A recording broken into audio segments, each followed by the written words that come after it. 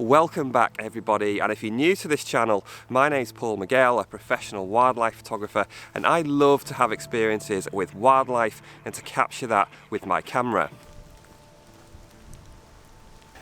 But today, I don't even have a big wildlife lens with me. Whatever type of photography you do, even though you probably love it and it might be your biggest passion in life, sometimes we just need to take a break.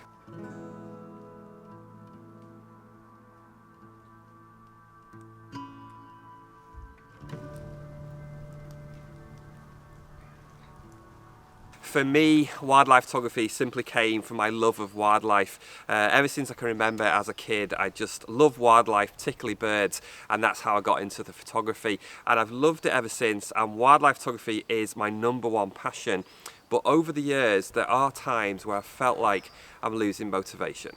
Whatever your photography passion is, you'll probably find that this will happen to you at some point, if not definitely, and that's what we're going to talk about in this video. Now, the first thing I'm going to say is do not panic. I think this is pretty normal. I think most people will experience this, and anything that you've done for a long period of time, you can start to feel a little bit like you're going through the motions at times. Particularly, I think if you do it as a job, if it's your profession, then that repetitive nature, even though it's something that deep down you love, maybe that can just start to feel a little bit robotic, maybe even a little bit soulless. Don't worry, this is not a negative video, it's going to be a positive one. It's really not nice to feel demotivated, and perhaps you feel a little bit sad as well. But on top of that, you're also going to feel even worse because you're thinking, why am I not enjoying this thing, this thing that I absolutely love, that I'm so passionate about?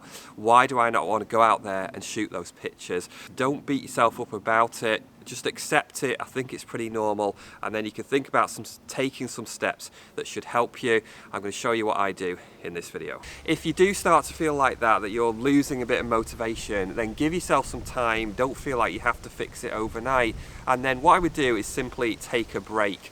Now, this is going to be more difficult if it's your job, if photography is your living, but if it's a hobby, then this shouldn't be too much of a problem. Now, there's two different ways you could take a break. The first one is just to put the camera down completely, and I've done this a few times over the years. I think my record was about 2 weeks, which is quite extreme. Go and do something else that you really enjoy, whether it's something physical, maybe it's a sport, exercise, it could be music, maybe you play a musical instrument, it could be going for more walks in the countryside. And then the other option, and this is what I tend to do, is go and shoot something completely different. So if you spend a lot of time concentrating on one particular type of photography, then simply stepping out of that into a different genre can really make a difference to how you feel. One of the things I like to do if I feel like I'm losing a bit of motivation and just need to get that creative spark is to indulge in a bit of landscape photography, or more often than not, woodland photography. So I'm still using the camera, I'm being creative, but I'm doing it in a different way. I absolutely love woodlands. I think I always have, as long as I can remember, and particularly this time of year with the autumn colours. And I find it can be very, very relaxing, which is a big part of improving your mental state. Now, this particular woodland, I think I only found it about 2 years ago actually, and I absolutely love it in here. It is on quite a steep slope, so you do have to be careful. That's something I talked about in my last video actually, about looking after yourself in outdoor photography. Just some of the trees in here, there's some really nice shapes, some twisted branches, some really interesting compositions if you work at it, and it I feel like it has a bit of a spooky feel to me, kind of a little bit spooky. And on days like today, it's so dark, it's so overcast and drab, but I'd say it's miserably beautiful. And I think one of the reasons that it's so good for me is just because there's no pressure, there's no real end result. It's something I'm just doing purely for me. That makes it more enjoyable, and that alone can help bring back some motivation. I still get those creative juices flowing, and I feel I'm doing something worthwhile. If you're a landscape photographer, then this probably isn't going to be much of a break for you. Perhaps for you, it's a good idea to try some wildlife, maybe see what the biggest lens you've got in your bag, maybe it's a 200mm, try some wildlife photography, or perhaps try photographing people, maybe photograph your grandchildren, maybe even try some street photography. And if you're a portrait photographer, maybe try something different like landscape, maybe a bit of macro.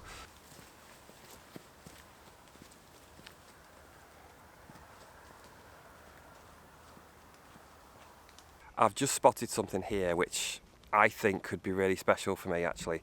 It's so boggy here. Oh God. A little bit awkward to walk down. What I'm looking at is this birch tree. There's quite a nice shape to it, just itself. But the leaves around it, which I think are beech leaves, and they're kind of all around and behind, actually behind, but all around this birch tree. And it's just the way that they're moving in the wind, so they're catching the wind, but they almost look like they're kind of shimmering. And that's what I want to try and capture. And to have that static object, and to have those leaves around it moving, hopefully I can capture that. So I've kind of got an image in my head, but I don't know if it'll work. Thank you.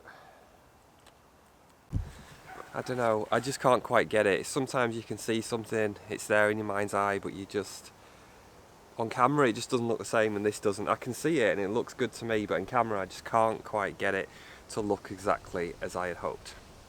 I did find another vertical composition which I quite liked and managed to include a little bit more blurry foreground. I'm actually shooting at f2.8, which is the widest aperture on this lens. I'm doing that to try and get the background as out of focus as I possibly can to help those leaves show up against it.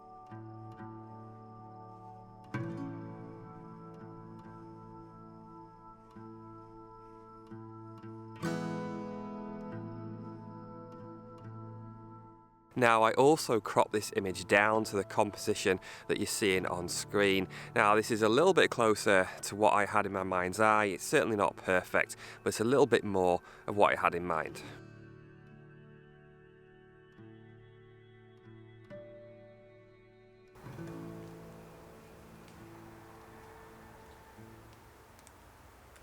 I do think there's a few signs to look out for that suggest, you know, maybe it's time for you to take a break.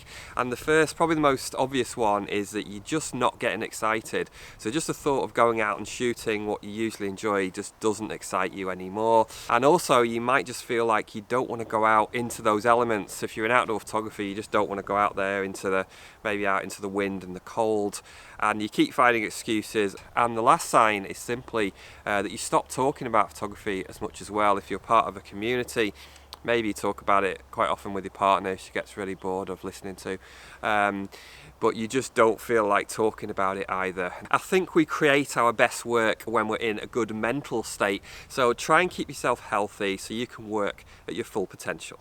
Any of those signs, or certainly all of them, I think all indicate that it's time for you to take a break. So if you are feeling a little bit uninspired, then simply take a break, go do something different. And I think in most cases, if not all, then you'll find that feeling starts to subside and you'll regain your passion again. And I know for myself, that's definitely been the case when I do something a bit different, often the landscape or the woodland photography. Not only does it just kind of exercise my brain in a different way, I think the different type of creativity certainly helps, but as well as that I'm just reminded of all those lovely of all those other little things that I absolutely love, just being out in nature. It's not just about the wildlife subject, it's all the things with that, beautiful habitats, colours, the sounds and smells that are also part of that experience as well. If you've experienced this lack of motivation or perhaps complete burnout, do share your experiences in the comments and how you dealt with it. Hopefully we can all stay creative and enjoy our photography. Now I'm going to put a video up on the screen which is all about how I lost my love of landscape photography and the reasons why, and how I started to enjoy it again. I'll see you over there. Thanks for watching.